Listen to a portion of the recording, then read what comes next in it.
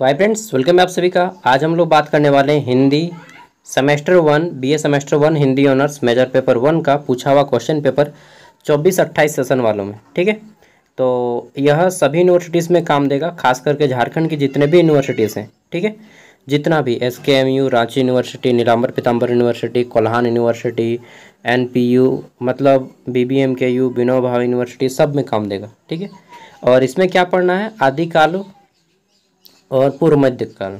ठीक है, मतलब आदिकाल, भक्ति काल, ये सब पढ़ना है। तो चलिए देखते हैं। इसका हमने क्वेश्चन आंसर भी अपलोड किया है और ये नया आज का पूछा हुआ क्वेश्चन पेपर मैं अपलोड कर रहा हूँ। ठीक है, जो लोग एग्ज़ाम दे के आए हैं वो लोग मैच कर लीजिएगा, और जो लोग इन फ्यूचर एग्ज़ाम देने वाले हैं वो लोग ध्यान से देखिएगा। आपके भी एग्ज़ाम में इसी टाइप से क्वेश्चन आएंगे, इवन कुछ क्वेश्चन डायरेक्टली मैच कर जाएंगे। ठीक है, तो हिंदी सेशन 24-28 और UG सेमेस्टर 2025 में एग्ज़ाम हो रहा है, लेकिन लिख रहा है 2024। ठीक है, 2025, आज 24 जून 2025 को एग्ज़ाम हुआ है, लेकिन 2024 लिख रहा है। ठीक है, टाइमिंग 3 आवर, फुल मार्क्स 75 और पास करने के लिए लाना है 30 नंबर, ओनली 30 मार्क्स। जी हाँ, ठीक है। तो सबसे पहले लिखा जाता है कि परीक्षार्थी यथासंभव अपने ही शब्दों में उत्तर दें, मतलब कि किताबी भाषा का प्रयोग नहीं करना है। ठीक है, तो नीचे से शुरू करते हैं हम लोग, क्योंकि वहाँ से 1 मार्क्स वाले क्वेश्चन हैं। पेपर जो है आपका किस टाइप से बटा है पहले देखिए। पहला है 4 भागों में बटा है। ठीक है, मतलब पहला आपका 15 मार्क्स वाला क्वेश्चन है।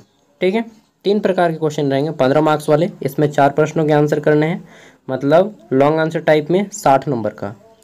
फिर आता है शॉर्ट आंसर टाइप, जिसमें आपको 5 मार्क्स वाले 5 मार्क्स वाले किन्हीं 2 प्रश्नों के आंसर करने हैं। ठीक है, तो 15 मार्क्स वाले 4, 5 मार्क्स वाले 2 और 1 मार्क्स वाले 5 क्वेश्चन हैं। ठीक है, तो पहले हम लोग 1 मार्क्स वाले का क्वेश्चन आंसर करते हैं। तो क्या है 1 मार्क्स वाले में? पहला क्वेश्चन है, एकदम सबसे लास्ट से शुरू करते हैं, पेपर यहाँ पे एंड होता है और यहाँ से शुरू करते हैं। तो क्वेश्चन है, अमीर खुसरो का जन्म कब और कहाँ हुआ था? ठीक है, तो अमीर खुसरो का जो जन्म है 1255 में हुआ था ना, और 1 मिनट, तो 1255 नहीं होगा, 1253 होगा। ठीक है, 1253 में हुआ था। और कहाँ पे हुआ था? तो पटियाली में हुआ था, पटियाली। और इनको अमीर खुसरो को तूतिए हिंद कहा जाता है, यानी कि हिंद का तोता कहा जाता है, क्योंकि अमीर खुसरो बहुत सारा शेर व शायरी किया करते थे। ठीक है, नेक्स्ट है हमारा घ नंबर। इसमें पूछा गया है कि सिद्धि साहित्य के अंतर्गत कुल कितने सिद्धों का उल्लेख है? ठीक है, तो सिद्धि साहित्य के अंतर्गत 84 सिद्धियों का उल्लेख है। कितना? 84 सिद्धि, हाँ 84 सिद्धि। ठीक है, नेक्स्ट है हमारा जायसी का पूरा नाम क्या है? जायसी दैट मीन्स मलिक मोहम्मद जायसी। जायसी का पूरा नाम क्या है? मलिक मोहम्मद जायसी। ठीक है, नेक्स्ट है हमारा आचार्य रामचंद्र शुक्ल ने आदिकाल को किस नाम से अभिहित किया? तो आचार्य रामचंद्र शुक्ल ने आदिकाल को क्या नाम से संबोधित किया मालूम है? इन्होंने वीर गाथा काल बोला, वीर गाथा काल। ठीक है, आदिकाल को। नेक्स्ट है हमारा मीराबाई भक्ति के बारे में क्वेश्चन आया कि मीरा भक्ति काल के किस काव्य धारा की कवित्री थी? तो मीरा भक्ति काल में थी, और यह जो है सगुन भक्ति कृष्ण भक्ति की उपासक थी। कृष्ण भगवान सगुन भक्ति की उपासक। ठीक है, सगुन भक्ति कृष्ण उपासक लिख दीजिए, सगुन भक्ति कृष्ण उपासक। ठीक है, तो बस ये हो गया। आगे देख लेते हैं। तो यहाँ पे 5 मार्क्स वाले जो क्वेश्चन है, इसका आंसर आपको 100 से 150 शब्दों में करना होता है। ठीक है, तो इसमें क्वेश्चन है, नाथ साहित्य का संक्षिप्त परिचय दें, या फिर तुलसीदास का संक्षिप्त परिचय दें। तो तुलसीदास का परिचय सबसे आसान है, 16वीं शताब्दी में जन्म लिए, और इनकी सबसे बड़ी कृति है रामचरितमानस और हनुमान चालीसा। ठीक है, सबको याद होगा।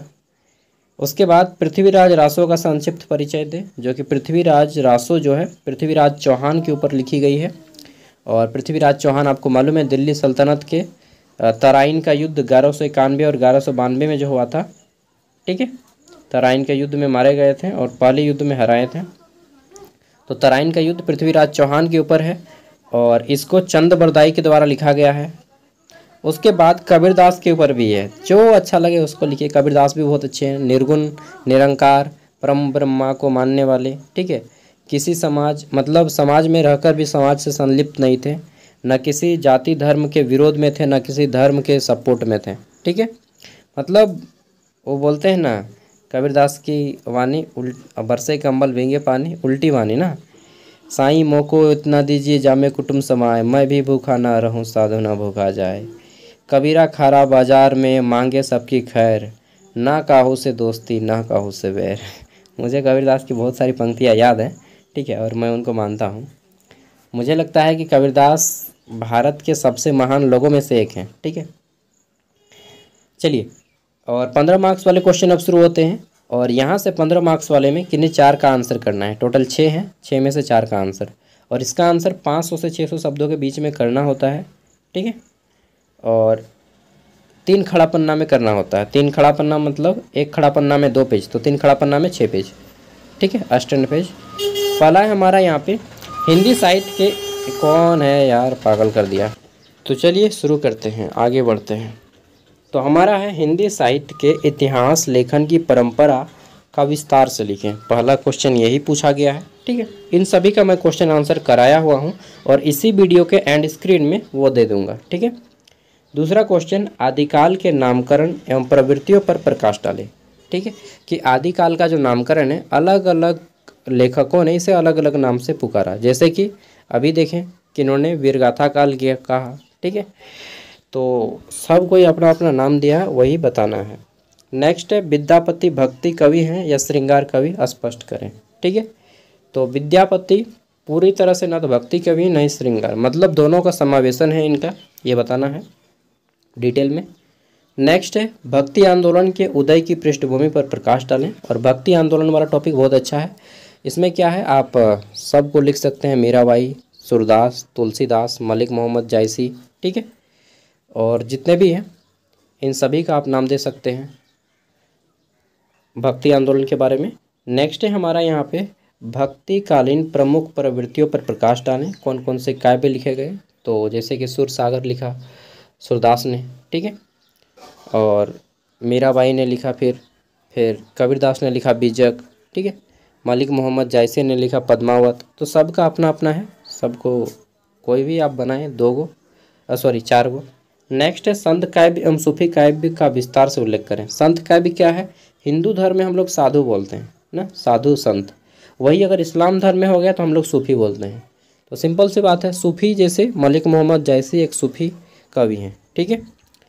और वहीं आपका जो कबीरदास का बीजक हो गया, चाहे रामचरितमानस हो गया, वह संत काव्य हो गया।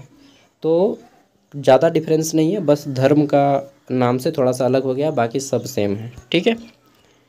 तो सभी धर्मों का रिस्पेक्ट करना चाहिए, किसी भी धर्म, ना कोई बड़ा धर्म है ना कोई छोटा है, सबका मेरे दृष्टिकोण से according to me all religion are sames, ठीक है।